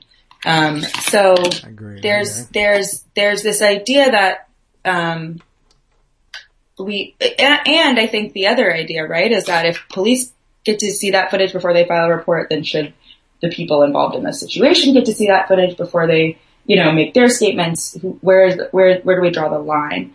And I think that would be the concern, and a pretty serious concern in Portland, where there's just a real history of, I recounted a couple of stories, in that story, a couple of old stories, but there's a real history of racist policing. There's a police officer there who's still there who, in the early 2000s was found to have nailed pro-Nazi, memorials on trees in the park, in Portland. There's a couple of just random, really extreme stories that demonstrate that the police have not earned sort of the trust to, they haven't necessarily earned that good faith, right? Yeah. Well, right. And it's good faith is something that everybody ought to have to continually demonstrate. Right. It's that, back in the 80s, we told the truth about something. Okay. Right, That's exactly. Nice. Well, yeah, I could see, this is an interesting, controversy to have to settle. And you're right. I mean, most likely, while even you may go into it with the best of intentions, there's certainly, it's easy to imagine the police reviewing the tape and saying, now, before this comes out in public, you're going to have a story for why the threat that you said was there isn't captured on the tape. And if the initial story is, like you said, well, before I turned on the camera, this happened. Right. As opposed to, here's the footage, why don't we see the threat? Right. It happened before. That feels a lot different. Right. Exactly. So I have a couple other stories we can talk about. Absolutely. One is a really tragic story out of Brooklyn, which is that on earlier this week, I think it was Monday morning or Sunday morning, the district attorney of Brooklyn passed away. Yes. Ken Thompson. And he had just a couple of days prior announced that he was going to take a leave of absence. He's just 50 years old, and he had apparently been dealing with cancer since the spring, colorectal cancer. I think it's worth noting that Ken Thompson, who I also had some, I hadn't liked every decision he made, but I had really, really respected him. He, as far as district attorneys go, he has been just really an impressive guy. He has an unbelievable conviction integrity unit, which I'm skeptical generally of conviction integrity units, because I think that it's sort of a who's watching the watcher problem. Having the prosecutor's office decide whether the prosecutor's convictions were done in good faith seems like a complicated conflict of interest to me traditionally. Yes. Ken Thompson had an excellent one. He generally had really progressive policies. He was a very progressive guy. He was recently featured in the new Netflix film, The 13th, about the criminal justice system and how it relates to slavery. And he was the first Black DA of Brooklyn. And I really admired him and respected him. And his loss is really, really devastating. So I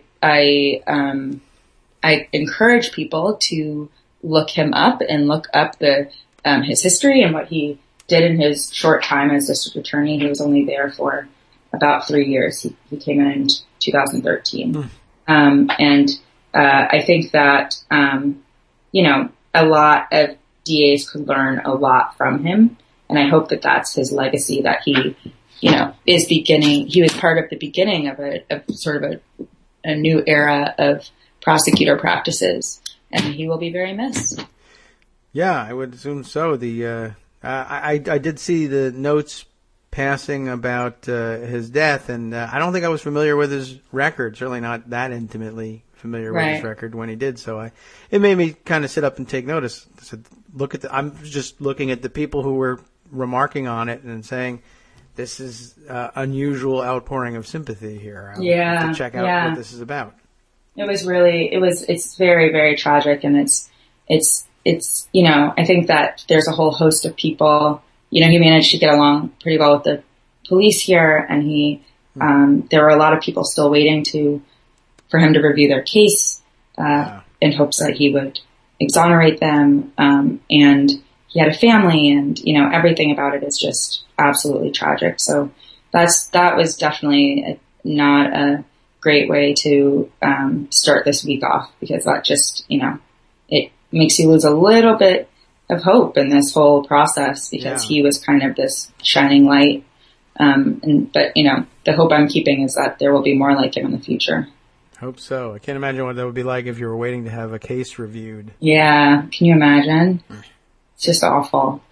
So a couple of other things. I don't know how much you all have talked about this on the show, and I know this is very specific to California, so I won't spend a lot of time on it, but there are two big propositions on the ballot in California around the death penalty on November 8th, and it's a big deal because they kind of they are the opposite, right? There's Proposition 62, which would end the death penalty in California altogether, and it would convert existing death sentences into life without parole, and it would effectively end the largest death row in the country. So California is a very interesting place because it has a lot of people on death row, and that's because it barely ever kills anyone. The state actually rarely executes people. But it has, in the past 40 years, they've executed 13. And death penalty appeals there take about 25 years. So, but the actual death penalty still exists there. And there are a couple of prosecutors that use it inordinately. And then there's so that's Proposition 62. Let's get rid of the death penalty altogether. Then there's Proposition 66, which says let's speed it up. right? Like, let's not take 25 years to execute people. Let's make it happen faster and more cheaply, and let's basically actually make the death penalty a real thing in the state. So I would urge everyone to vote against the death penalty in California.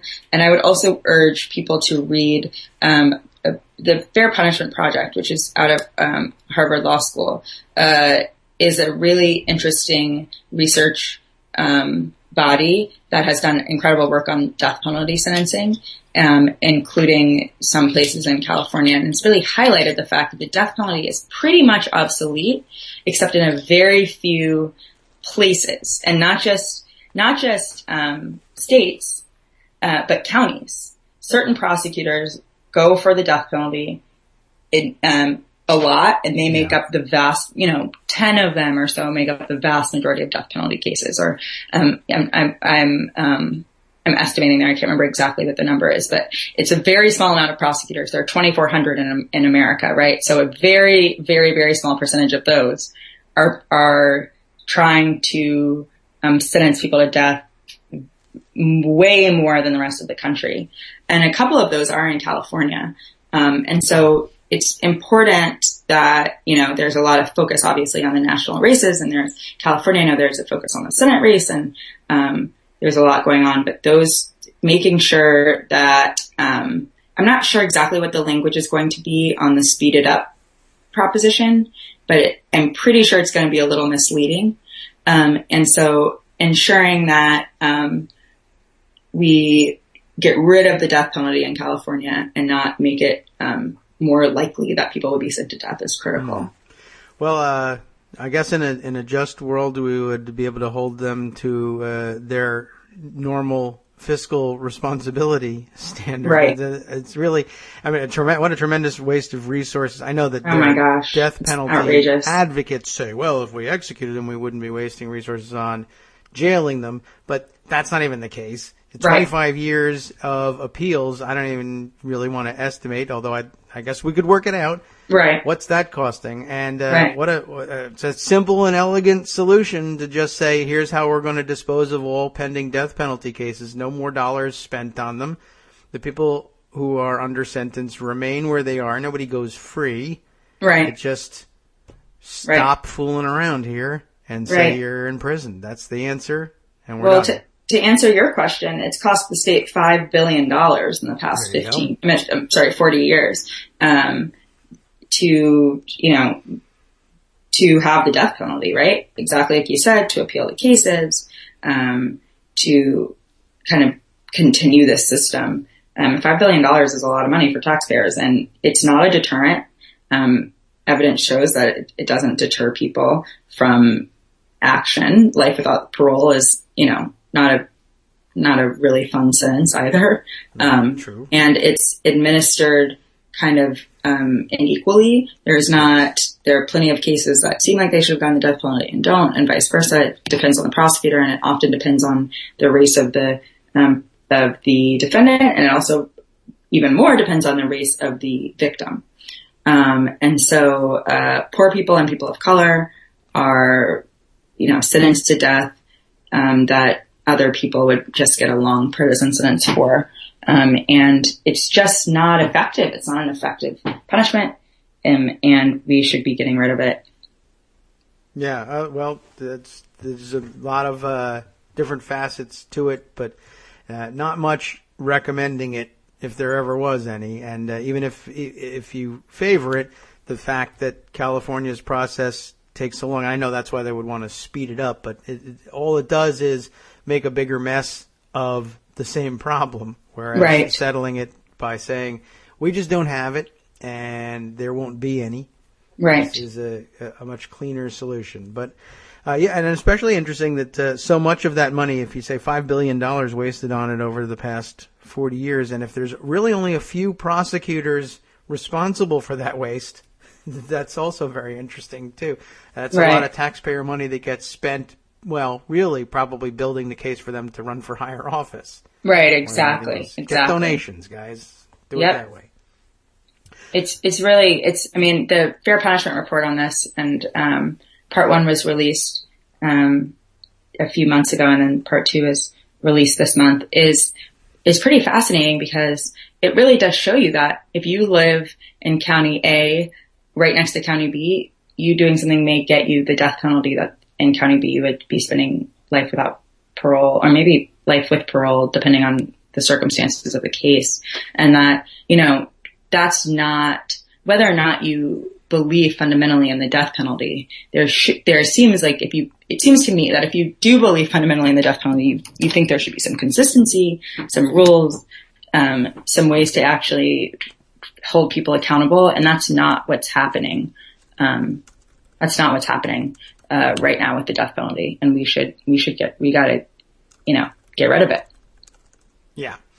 Well, so that's been the direction for the past several decades, and we've made great progress in all of that, and in many different fronts, including the last couple of years has been about the strange methods that we're forced to use to actually carry out the death penalty. But you could certainly fill a week's worth of shows with that.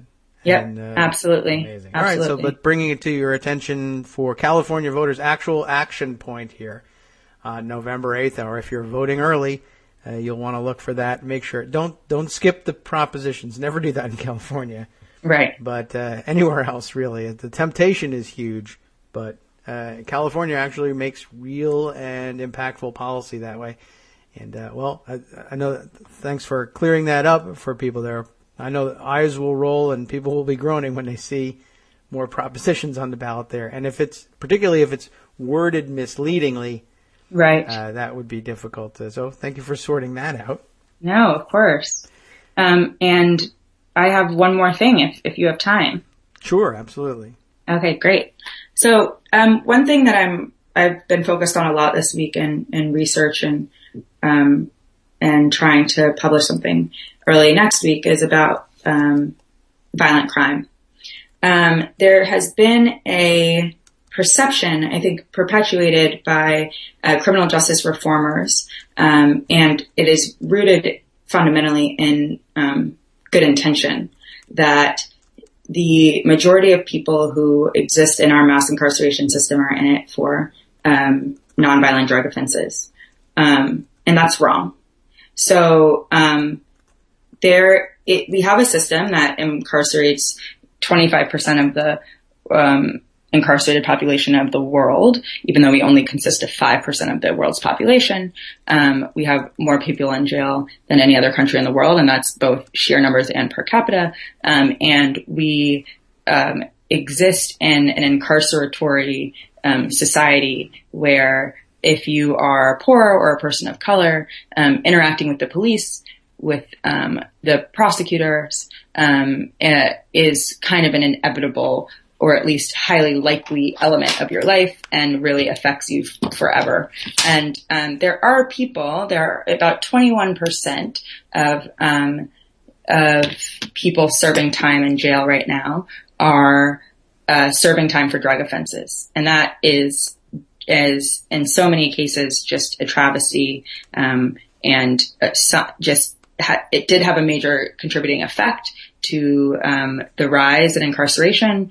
The drug war has been a failure. I think we can all, or at least I think many people can agree on that.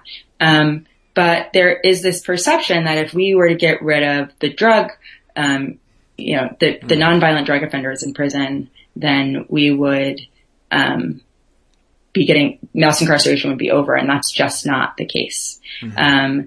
It's not the case, and we have to be honest about the fact that there are people in prison right now serving time for violent crime that we will have to rethink their sentences and rethink how we sentence them if we want to really address mass incarceration.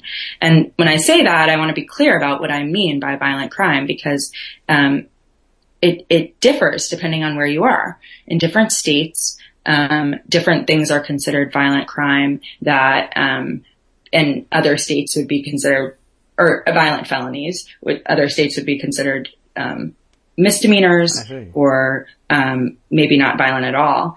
And the example I have of this, the big one to me is that in California, if you burglarize a uninhabited building, in certain circumstances that can be considered a violent crime. Oh. Now, that's strange, right? There's nobody there. Yeah. There's no violence. There's no use of force.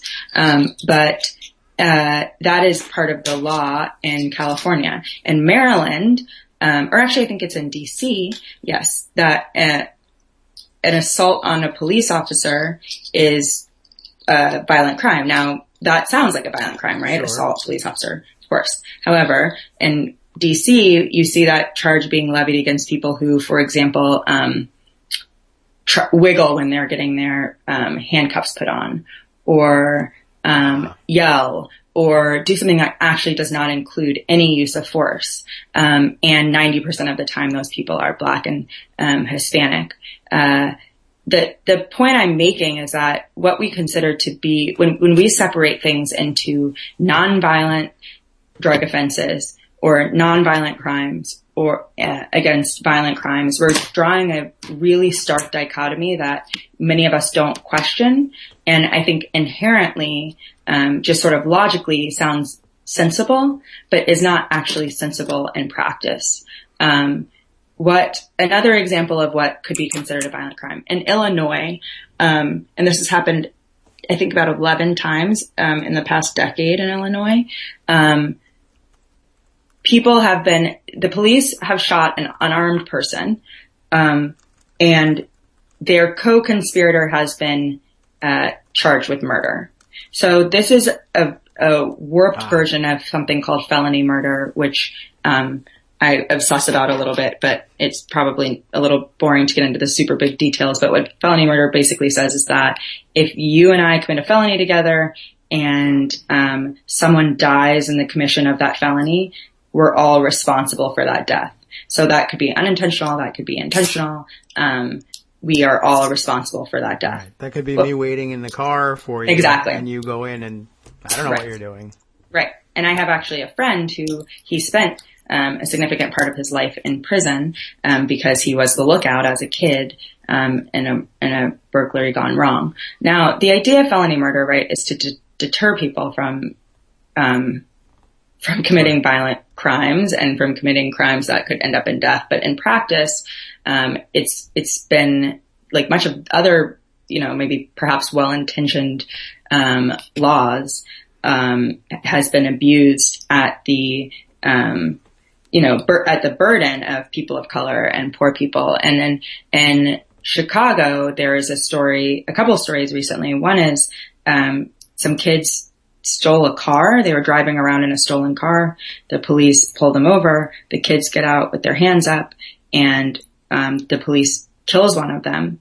And the other kid is charged with murder, for the police's actual, right. And, that's not how traditional, Illinois has a slightly different law, but that's not how traditional felony murder should work. At the most, if your co-conspirator, actually commits the murder. But in this case, it's the police, right? And that's considered a violent crime. That kid is in prison for murder. That is really amazing. I mean, the police aren't charged, obviously. For them, it's a good, or as they say, a good shoot. Right. And, but that's interesting. So you end up as an accessory to a good shoot, but you go to jail. Right. Exactly. Right. So, he's serving, 32 years in prison for, he's serving 32 years for the original crime and then another 20 years for, the death of his friend.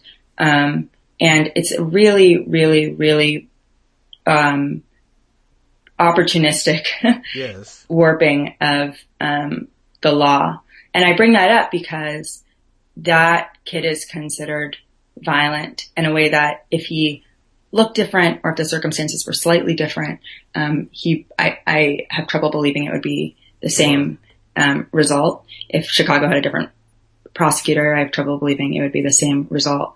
And we are going to have to, as a nation, and as a progressive community, try to have a more nuanced understanding of what it means to commit violent crime and what appropriate punishments there should be for that. You know, every prosecutor in America, save for I can't name any that don't say this, right? Says, I'm going to be better for nonviolent drug offenders and harsher on violent crimes. And that sounds really good, but that's not going to reduce our mass incarceration system in the way that it needs to be reduced. And there are so many variations of what we mean by that. For example, you see very often these days that there are prosecutors charging, let's say you're a heroin addict and you buy some heroin and you share some with your girlfriend, and she overdoses. Uh-huh. And in a lot of situations these days, you would be charged with murder. Which where's the line between that being a violent crime, between it being a non-violent drug offense? You know, are you selling if you share with your partner and they don't pay? Are you dealing? What are you, where are all these so supposedly very clear, but not very clear at all lines? And so, you know, I encourage people in this space always to just try to think of things as a spectrum and not a binary. Often people that we are calling criminals are often also victims. People that we consider nonviolent maybe have a violent element to what they did and vice versa. And we need to be more vigilant about if we really want to address the fact that we have by far the most punitive and overwhelming criminal justice system in the world. How are we going to do that if we don't actually think about some of this stuff in a way that is slightly more spectrumized? Mm. Well, it's an important point, and I guess just the numbers alone tells you that right. Even if you are already on board with the idea of reducing mass incarceration, it only gets you so far to dismiss drug offenders. And even then, you probably wouldn't want to do that across the board necessarily. It would be a tremendous problem because it requires, of course, individualized attention to almost every case. I suppose you could sort through at some level a little easier on a mass scale. But is this something that you have written on or are planning on writing on in the near future? Yeah. So I'm in the middle of writing something really long about it that I hope will run next week. And I've written about it, in other articles many times, just saying, remember this. Sure. I mean, another one of my, felony murder cases that I just find outrageous was in, Orange County, California, which has one of the worst DAs in the country that has just a really incredibly toxic history of misconduct, bullying. Just this week, they, had an incident with judges and the public defenders. And actually next week I'll give more details on Orange County because that would take way past 11 o'clock. But, I just want to tell one story, which is that, there was a man who in 2006, he robbed a construction site in the middle of the night. No one was there. He took some appliances. He loaded them onto his car and then he was driving home. He's an hour away from the site driving home when I think it was a toaster, perhaps it was an oven or something, falls off of his truck into the road. He doesn't notice it. He keeps driving. He's following the speed limit, right? A couple minutes later, someone swerves to avoid that toaster, and then someone else hits that guy, and a sheriff's deputy ends up dead. I mean, it's a tragic story. It's really an awful story. Sounds like a law school hypothetical. It doesn't it? I actually just recently saw my criminal law teacher from law school, and I told her that story, and she said the exact same thing. She said she's going to put that on her final next year. So, any potential 1Ls, please listen up. But he was convicted of murder. The guy who had robbed the construction site, and to me, that's just not, there's no way that's murder. Murder is premeditated. Even felony murder is supposed to be within the actual, occurrence of the felony and this guy's an hour away, it's a tragic, tragic, tragic thing that happened. But is that what we want to be sending people away for the rest of their lives for? And I'm not convinced that that's it. No. So that's my last story of that's one of the ways I brought up violent crime, and I continue to do it in a lot of stories, but I'm writing something kind of an overarching point about it. Well, I'm glad. We'll all look forward to seeing that and combing over those examples. So a good sneak peek at what's coming up in the next week or so. Perhaps we can, I wouldn't mind doubling back to that one, particularly if you're done, you've published and you're getting some good responses. Absolutely. We can talk about that. Also, I was very interested in, I will point people to, since we won't have time to discuss the latest post here. Social media companies secretly gave data to law enforcement surveillance company during protests. Yep. A totally different aspect of the criminal justice system, but one that I know a lot of people are also very interested in. So I'll make sure that that's included in the afternoon wrap-up post. People can take a look.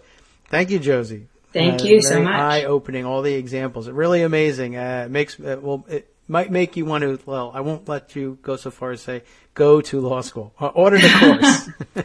Don't do that. Just tune in every Friday. Right, yes. This is the much easier way and much more pleasant. Yeah. And cheaper. Yes. All right. Thank true. you so much. Thank you for your time. We'll talk to you again next week, I hope. Bye. Take care, Josie. Josie Duffy-Rice, our criminal justice beat reporter, I guess you could say, over at Daily Kos. Wide-ranging beat that is, I must say. And for those of you, again, who are interested in this story, which focuses, or at least the illustration focusing on Facebook. Did Facebook, in fact, Facebook, Twitter, and Instagram giving user information through an intermediary, I guess, through a company contracting with law enforcement officials. So it's interesting how they built that third party into it so that it's not directly turning over to the government. But hey, it's okay if Facebook, Twitter, and Instagram are collecting data. They're not the government, and you're volunteering that information up. Very complex, but an interesting issue nonetheless, and one of those things that also likely to be debated, probably not in a criminal justice class, but in some, let's say 300 or 400 level class in law school instead. Lots of parsing of many, many issues in that. Your con law class, possibly, in your first year would be talking about that. Amazing stuff, as always. And, another topic that we've hit on in the past. And I guess if it wasn't for the fact that it was Friday, we would discuss on a Saturday show tomorrow. That and, of course, the private outsourcing of our mass incarceration that I have always felt helps disguise our need for reviewing these questions in the first place by making the unaffordable and, in fact, ruinously unaffordable practice of mass incarceration that much less unaffordable so that we can push the issue aside for long enough to get through the next election, which was always the idea for most of these prosecutors anyway. Okay. That's a hell of a wrap-up, and what about for the rest of the day, programming day here on Netroots Radio? What's coming up on Angle of Repose Friday on the After Show? In spite of a court order, Ohio Republican Secretary of State refuses to add most of the illegally purged voters back onto the rolls. Bad time to have this happen. Illinois ends the indiscriminate shackling of minors in court, and after mandating transvaginal probes and other humiliating anti-women laws in Indiana, Mike Pence says he doesn't understand Michelle Obama's concerns about sexually predatory behavior. Curious, isn't it? More after this. From Daily Kos Radio on networksradio.com. You have been listening to the Kagro in the Morning Show with David Waldman. How about this stuff for the last half? A secret Nazi group is uncovered after a Colorado teen kills himself to prove his commitment to killing Jews. And dozens of U.S. lawmakers request a briefing about Yahoo scanning all of its email for the government. A related story. All of that coming up next.